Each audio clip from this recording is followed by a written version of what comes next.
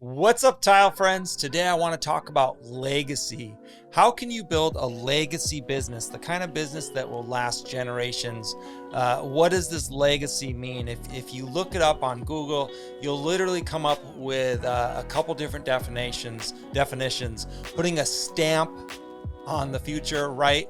And affecting the future, having a change, making an impact on the future. So this is definitely something that, goes beyond your lifespan, something that a lot of you have been telling me you're interested in when I'm talking to you about the vision of your company. We all kind of have that same desire and want to leave our legacy. So when it comes to building a legacy company, I really recommend you look to the companies that you know, like, and trust that have been around for multiple generations and have affected you and made an impact on you and your business and the friends around you, and really something that you can respect. Different legacy businesses and break it down. I recommend you do this for all types of business. If you want to build a commercial business, just look to the ones who are actually doing it well and doing it in a way that you actually enjoy and respect, and that will actually be very beneficial for you, even if it's in a different industry. As far as principles go, different tools they're using, different things that you can imitate. So today I actually wanted to focus on the company Laticrete, and yes, they're a sponsor of mine, but this is not a sponsored post. This is just something I wanted to do. Ron Nash was teaching a class, a Tile Money Business Incubator class last year in September, and he spent a few minutes. This is just a four-minute clip here, talking about the history of Laticrete, how it got started, and kind of different what sets them apart. And I really appreciated this audio clip, and I think you will too. And I'll give you a few more of my notes. I'm actually looking, and I found 5 principles, 5 things that make Laticrete such a legacy business, such a great business. And I'm curious to know if you come up with something different. If you agree with me or disagree, put it in the comments. Let me know your thoughts.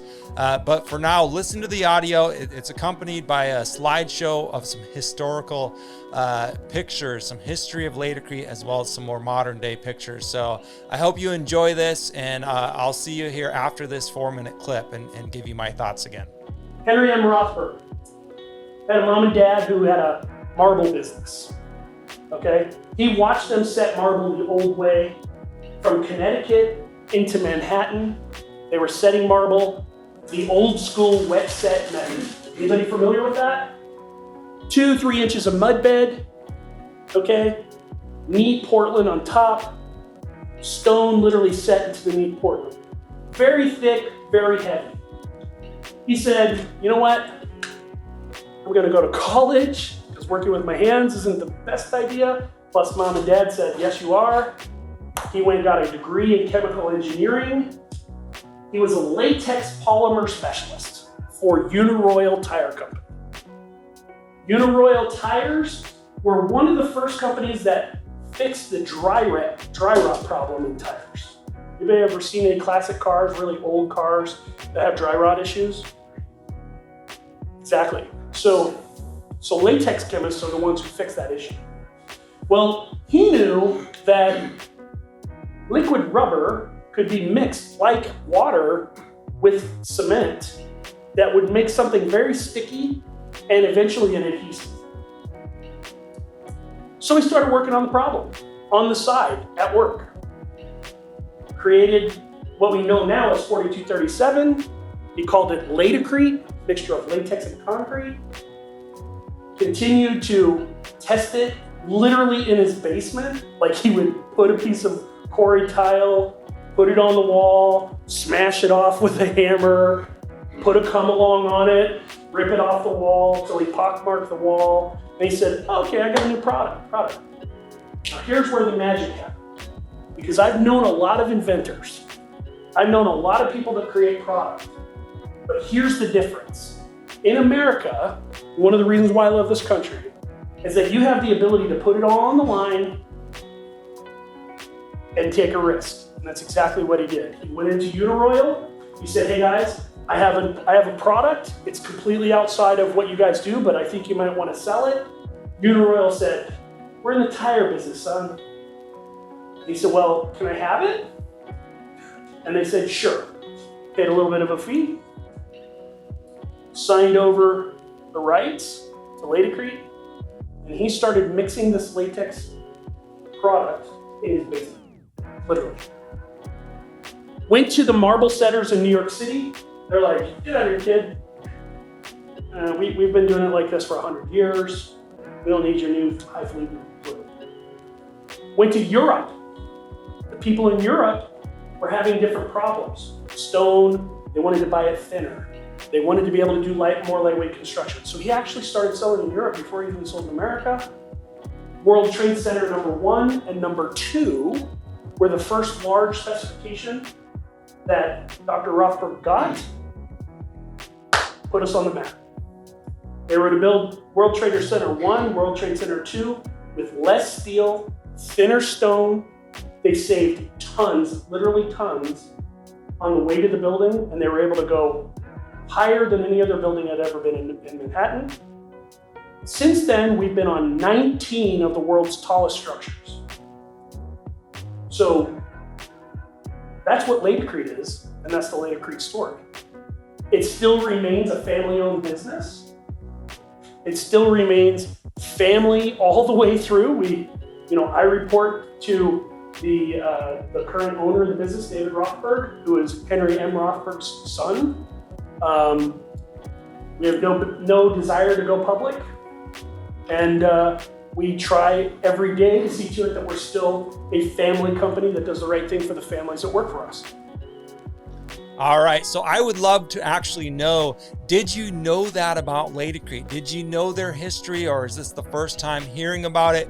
How did that make you feel when you heard that the founder, Henry Rothberg, really invented thinset, really pioneered the way for this type of stuff? Did that make you feel good, indifferent? Let me know in your comments what you think about the Laticrete family story.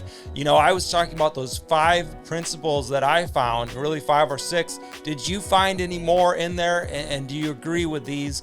The first thing that I would like to point out was that Henry had both insight into the industry, which was good. He grew up in the business, in the tile, or rather really stone and marble installation business back then, even before ceramic tile probably. He grew up in the business, so he had insight into it. His parents sent him to college, and then he was studying these different things in college and went into a different career path, but he also had foresight.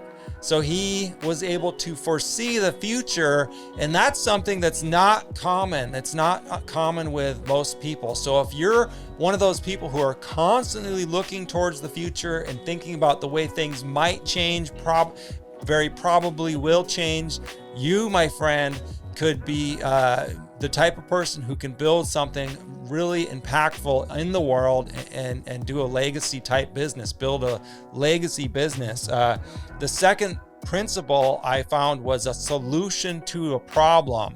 So this was actually a problem that didn't even maybe exist at the time. But again, because Henry had that foresight to look into the future, and he saw maybe he was looking at the way construction in general was going, and he saw a need for some lighter weight materials.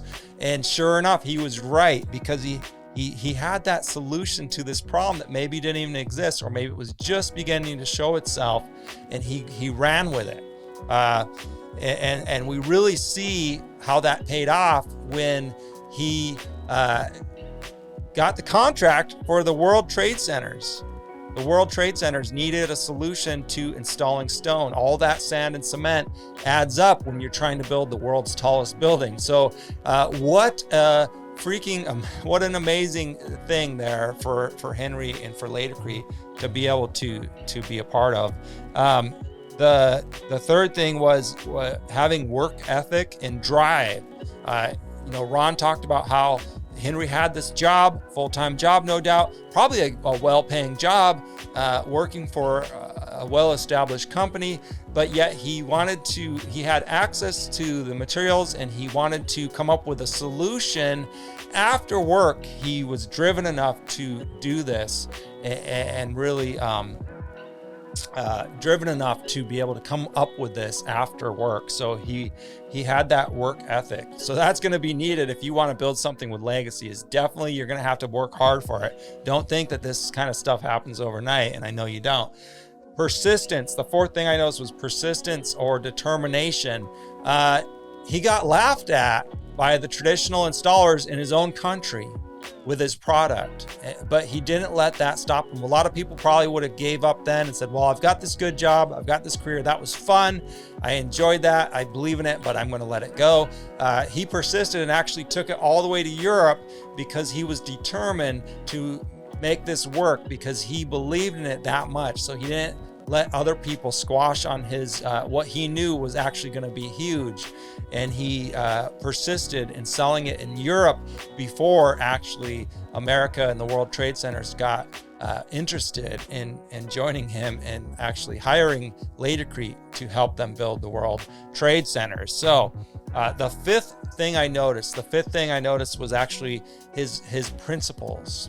He didn't give up on his principles. We can see this way back when he actually invented 4237 and kind of came up with this solution. He actually brought it to his employers and said, hey, so he was a principled man. He said, hey, I invented this in your lab in the after hours. Are you interested in it? You know, we can partner, or I could sell it to you.